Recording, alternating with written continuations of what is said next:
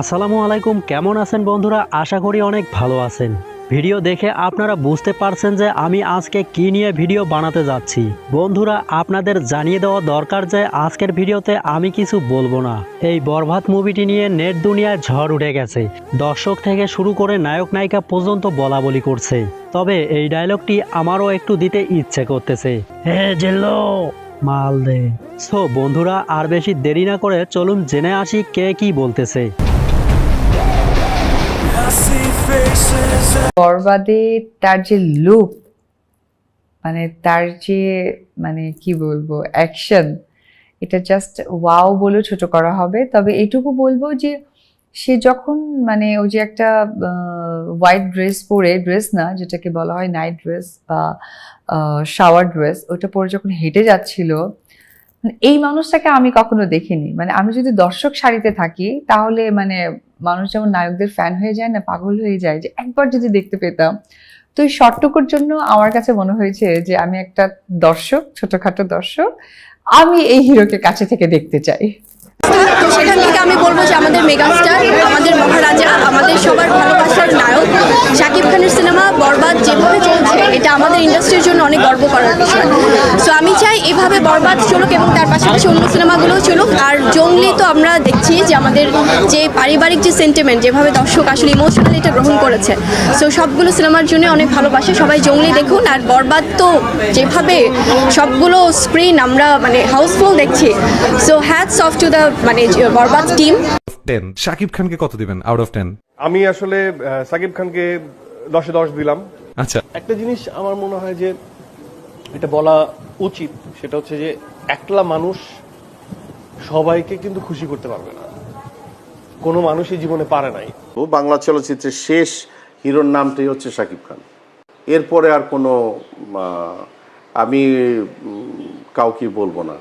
আমি এটুকুই বলবো, শাকিবের পরে আর কোনো স্টার ওই অবধি চেষ্টা হয়েছে, কিন্তু আমি কাউকে মার্ক দিতে পারবো না। সাকিব খান ভাইয়ের আপনার টিজারটা কি দেখা হয়েছে? বরবাদের টিজারটা কি দেখা হয়েছে? বরবাদের টিজার দেখেছি। কেমন লাগছে আপনার জন্য? আপনার পছন্দ হয়েছে কি?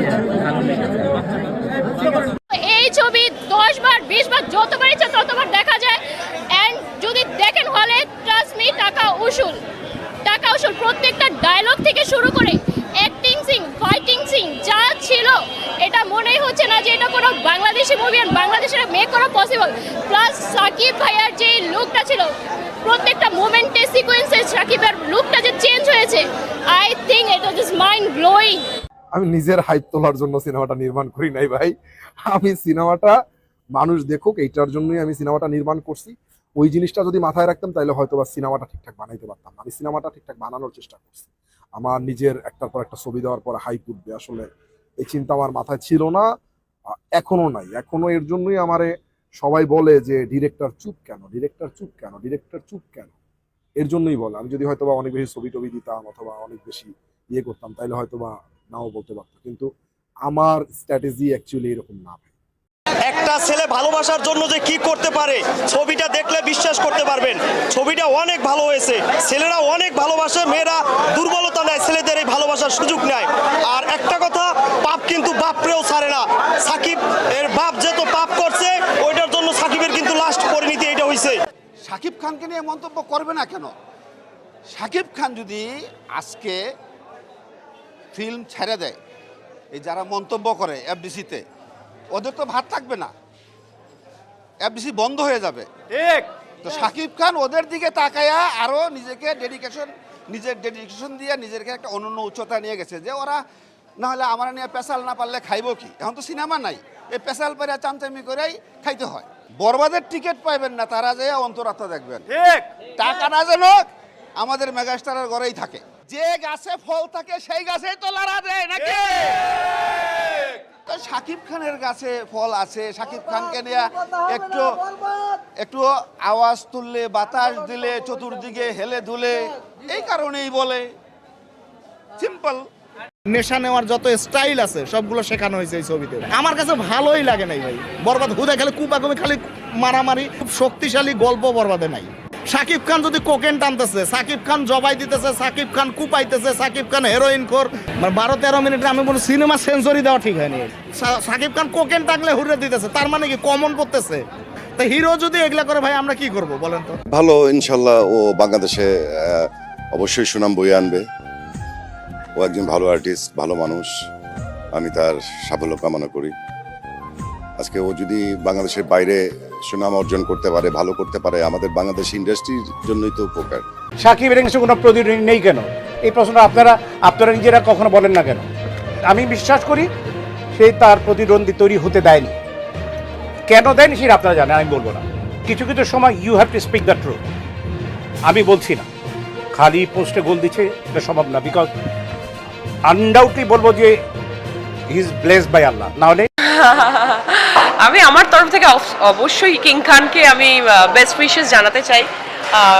মানে ভীষণই দারুণ প্রমোস দেখেছি, গানগুলো খুব মজার।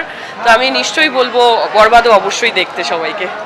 And coming back to working with Shakib Khan, okay, এটা বলার ইয়ে রাখে না যে he's a mega star, he's a superstar of Bangladesh, এবং আমি এর থ্রু দিয়ে বলতে চাই Sakib, thank you so much for this. আমার আর ওর ফেস অফ যখন হয় তখন ম্যাসিভ ভাবে হয়।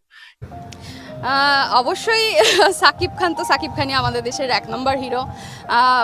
ওনার সাথে আমার 2টো কাজ হয়েছে, অবশ্যই ওনাকে আমি রেসপেক্ট করি, সম্মান করি। দুজনের মধ্যে যদি বলে যে কাকে বেছে নাও, তাহলে অবশ্যই বলবো যে সাকিব খান। আর অনেক বেশি সুন্দর ছিল, কিন্তু নায়িকাটাকে ভালো লাগে নাই। বাংলাদেশে যদি কোনো নায়িকা হইতো তাহলে আরো সুন্দর হতো, যেমন বুবলির সাথে আরো বেশি মানাইতো। নায়িকা বাদে বাকি সব পারফেক্ট। শাকিব খানের জন্যই মুভিটা দেখতে আসি। আর সেটা তো অসাধারণ, আমারই সবচেয়ে বেশি ইন্টারেস্টিং সেই জিনিসটাই, এবং লাস্টের দিকে তো আরো বেশি সুন্দর। বাট হচ্ছে নায়িকাটাকে একদমই মানে হচ্ছে অবশ্যই মানে আমার থেকে বুবলির সাথে শাকিব খানকে বেস্ট লাগে। আর সাকিব তো অলরাউন্ডার।